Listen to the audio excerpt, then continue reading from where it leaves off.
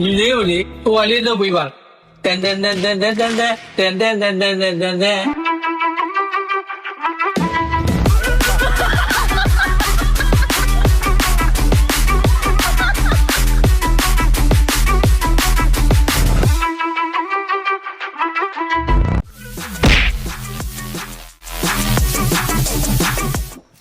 မင်္ဂလာပါအမ။ဘာမျိုးဆောင်ပေးရမလဲအမ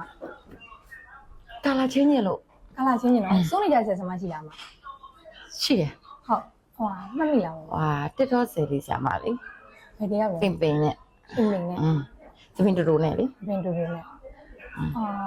အစမ6လောက်မသိဘူး သမီးလောင်ဒီနောက်လောင်ဒီဆိုင်ဒီချီလေးမဖွင့်လား ။ဒီကြီးလား။ဟိုဟာလေမမဆိုးကနေကြရင်ဖွင့်ပေးမယ်လေမမရဲ့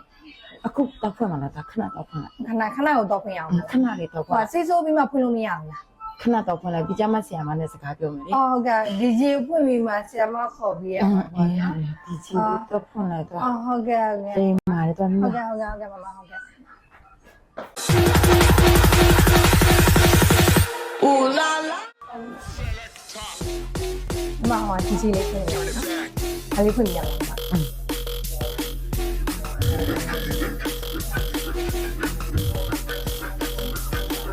အဲ့ဒါကောင်းလို့လား ။ဟုတ်တယ်။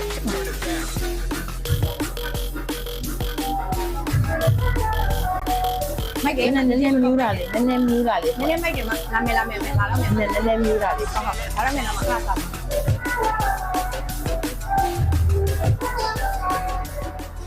That time for you to get on the floor. Now move that body, show me. ငါ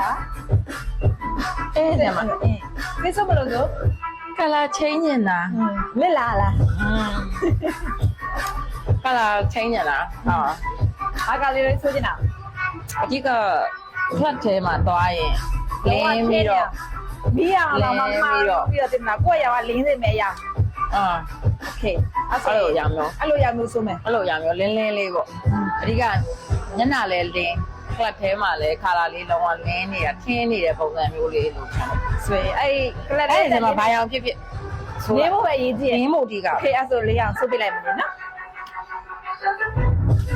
လင့်မယ်လေးဆရာမတရက်လောက်သွားလင့်မယ် ဘာ လေ ပဲဒီလစ်တာလို့လေ